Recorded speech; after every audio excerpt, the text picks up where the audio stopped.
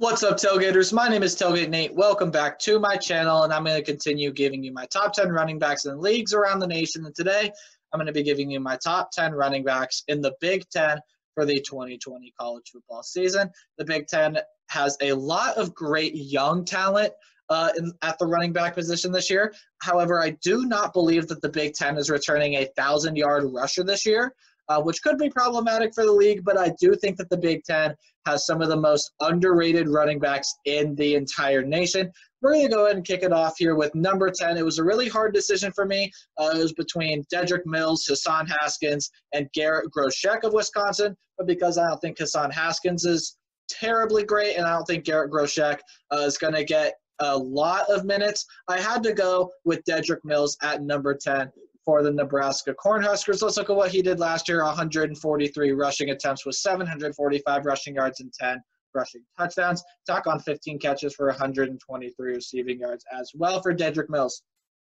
Dedrick Mills is a very good young player, and he's going to have to play a lot of minutes this year. Of course, J.D. Spielman is transferring out.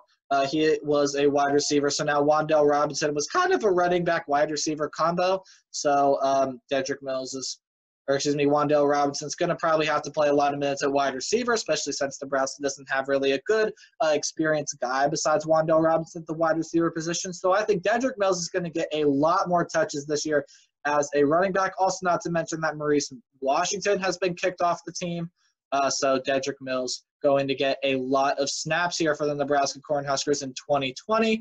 I'm excited to see what he improves on this year. I think he's a very good power back, definitely the best rusher on this Nebraska football team, and I think he's just going to improve a lot this year in 2020 for the Nebraska Cornhuskers in a program that is trending in the right direction this year. We're going to go ahead and look at number 9 now. That is Tyler Goodson of Iowa, and I think they're going to have to rely on Tyler Goodson a lot this year at this Iowa program, especially since Nate Stanley is leaving, and they have to break in a new quarterback in Spencer Petras, who I'm not really all too high on this year. I didn't even have Spencer Petras a top 10 quarterback in my Big Ten quarterback list from a week ago, but Tyler Goodson, I think, is a good young running back. Look at what he did last year, 134 touches with 638 yards and 5 rushing touchdowns.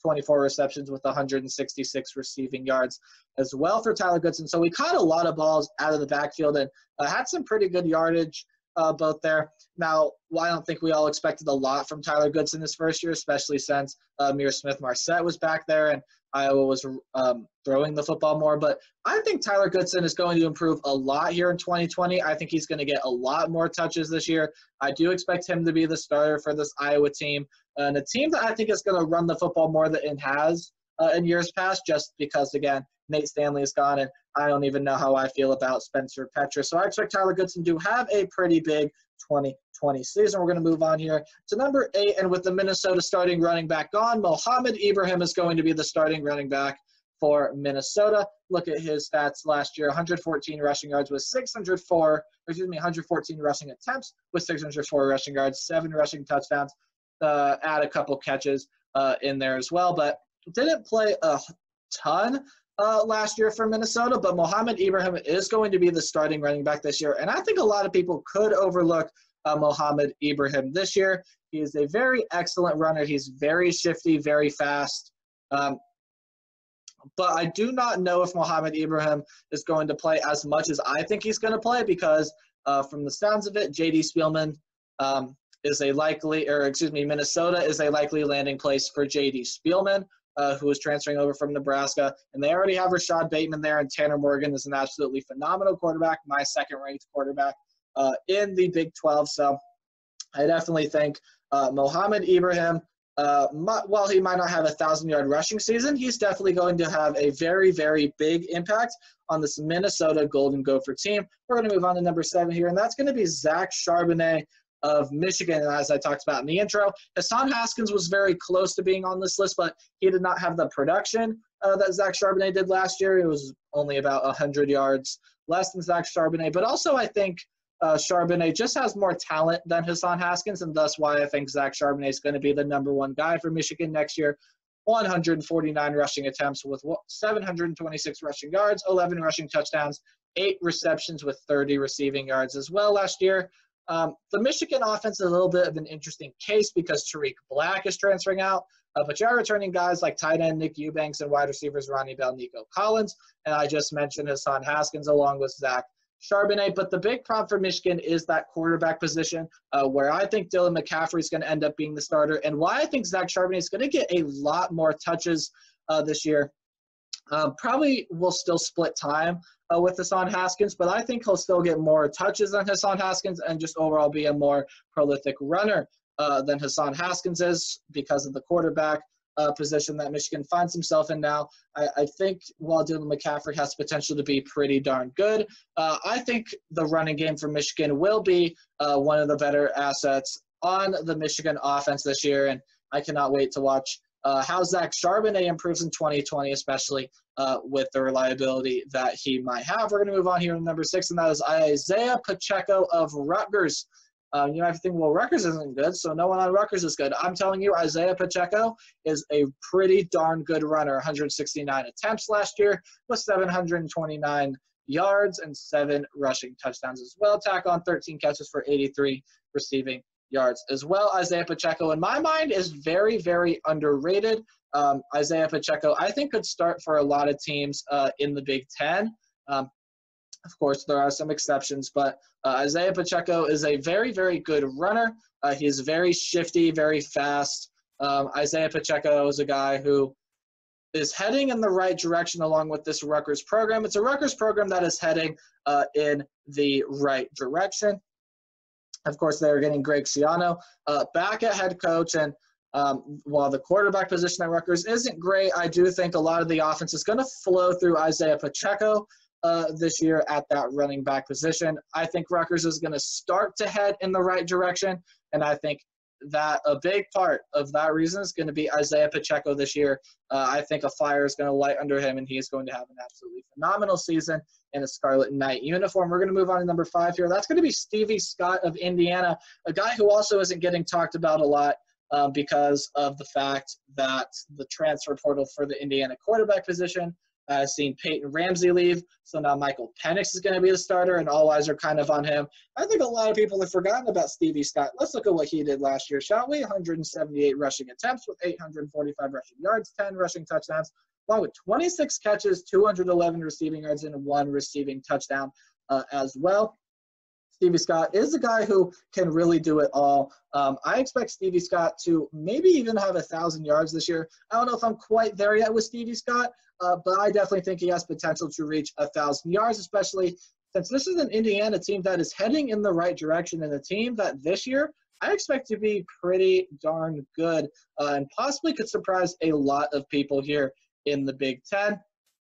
Of course, Whop Phillier out there at wide receiver, so Michael Penix probably will throw the Whop Phillier a lot too, so that'll be another big part of Indiana's offense. But I think Stevie Scott is arguably a bigger part of the offense than Whop Phillier is. I just think he's got a lot of potential and a lot of talent here for this Indiana Hoosiers team. 2020 is going to be an absolutely phenomenal year for Stevie Scott. I can just feel it. Now, the number 4 and number 3 running backs come from the same team, and the reason for that is I think both of these guys have the potential to get 1,000-yard rushing seasons, and they are running backs from The Ohio State University. Number 4 is going to be Trey Sermon, the Oklahoma transfer who came over, is going to be playing potentially his last college season in Columbus. We're going to look at what he did in 2018 since he got hurt last year and didn't really play all that much anyway behind Kennedy Brooks. 164 rushing attempts and 947 rushing yards with 13 rushing touchdowns, along with 12 catches for 181 yards. Trey Sermon is an absolute machine, and I don't think we've seen Trey Sermon's best season of his career. I think the best season of his career could come this year in a Buckeye uniform. I just don't think we've seen him up to his full potential, and while he and the next guy you're going to see on this list could start with each other, like I could see Trey Sermon and the guy you're about to see here at number 3 start either one, and I could care less which one starts. I think both of these guys, as I said before, can have 1,000-yard rushing seasons. I think they're just that crazy. But still talking about Trey Sermon, I think we've all forgotten how explosive Trey Sermon can be and just how powerful he can be. We kind of got introduced to Kennedy Brooks last year in Oklahoma, and Lots of guys talking around there now, but I think that Trey Sermon is still a very, very good running back. It's just a little bit of a question how good he's going to be coming off lackluster 2019, especially off an injury and everything. But I think Trey Sermon is a very, very close second on the Ohio State roster to the guy here at number 3, Master Teague. I just think Master Teague's got more experience. Now, keep in mind, he is coming off an injury. I believe it was a leg injury of some sort from Master Teague. So he might not play a whole lot, but it sounds like he is geared up and ready to go for the 2020 season. And I expect Master Teague to be the starting running back for Ohio State University. Definitely has potential to be 1,000-yard rusher as we look at what he did last year. 135 rushing attempts with 789 rushing yards and 4 rushing touchdowns, along with 4 receptions and 60 receiving yards. Of course, played back up to J.K. Dobbins, who had a 2,000-yard season. So keeping that in mind, 789 yards on 135 attempts is not that bad for Master Teague. That's actually some pretty good numbers, and this is why I expect him to start. I just think he is a more powerful back than Trey Sermon. And if you thought J.K. Dobbins was hard, well, Master Teague doesn't mean he's any harder to stop, but he's definitely not easier to stop than J.K. Dobbins. He's still a very powerful back, and the 2 backs that I just mentioned there with Trey Sermon and Master Teague definitely are going to be leading the Buckeyes, and 2 guys who I think definitely both can reach 1,000 yards this year. All right, now we're going to move on to number 2 here. Number 2 is Elijah Collins of Michigan State, and I think this one might surprise a lot of people, but I really could – and I should mention, I really could flip-flop Master Teague with Elijah Collins here at number 2. It's that close for me, but I am giving the slight edge to Elijah Collins just because I feel like he is going to get a lot more touches than Master Teague, especially since Master Teague is probably going to be splitting time with Trey Sermon. So I'm going to go with Elijah Collins here at number 2 of Michigan State University. Look at what he did last year. 222 rushing attempts with 988 yards and 5 rushing touchdowns. He's a little bit inconsistent, but this year I feel like he is going to be the centerpiece of this Michigan State offense, especially since Brian Lewerke is leaving Michigan State, and they're also bringing in a new head coach in Mel Tucker. So they're going to have to use what Mark D'Antonio has brought in here at Michigan State. And, of course, Mel Tucker, not really his recruit, so he's going to have to use what he knows is good. And I think a lot of people in the country know how good Elijah Collins is, along with 15 catches and 99 receiving yards last year as well. I think Elijah Collins has a lot of potential he hasn't reached. Again, just a little inconsistent is Elijah Collins, but I think that problem fixes this year under Mel Tucker in 2020. And while I don't think Michigan State is going to be all that good, I do think Elijah Collins is going to have a pretty darn good individual season here from the Michigan State Spartans. But I think you all expected this guy to be here at number 1. I covered him in my top 10 running backs in the nation video. And I think is going to be an absolute monster. And far and away for me, the best running back in the Big Ten is Journey Brown of Penn State. I mean, who else at the number 1 spot of the Big Ten Conference besides Journey Brown? I mean, this guy is absolutely electric. Now, the stats don't really show it, but only 129 rushing attempts with 890 yards. That is a pretty good average rush. 12 rushing touchdowns as well. Didn't even have a 1,000-yard season, had double-digit touchdowns. That was really impressive from Journey Brown. Also 15 catches for 134 yards and a receiving touchdown to go on top of those rushing stats as well. And I think Journey Brown is also going to be a bigger piece in the Penn State offense than a lot of people think. Penn State is losing KJ Hamler at wide receiver, so Sean Clifford's going to have to find a reliable wide receiver, not a tight end named Pat Freiermuth. Going to have to find a wide receiver that he really trusts. Now there are a lot of young, talented guys there at Penn State, but I think the running game is going to be really huge for Penn State this year. And Journey Brown isn't just an absolute phenomenal running back, and Penn State has had some great running backs in the past. Of course, Saquon Barkley is the name that pops up a lot. And I think Journey Brown could be the next Saquon Barkley here at Penn State. He is really explosive. He's really quick. He's really shifty. And for me, he is by far and away the best running back in the Big Ten Conference for the 2020 college football season. All right, that's going to do it for my top 10 running backs in the Big Ten Conference for the 2020 college football season. And if you guys enjoyed, please do leave a like. Also consider subscribing if you are brand new to the channel, or you just enjoy my content, and please turn on that notification bell to join Tailgate Nation. And if you haven't done so already, please do leave a comment down below. I'd love to hear your thoughts on the running backs in the Big Ten this year. And let me know if there's a guy who you think I missed. And as always, until next time, remember to play hard but tailgate harder, and I'll see y'all in the next video. Goodbye.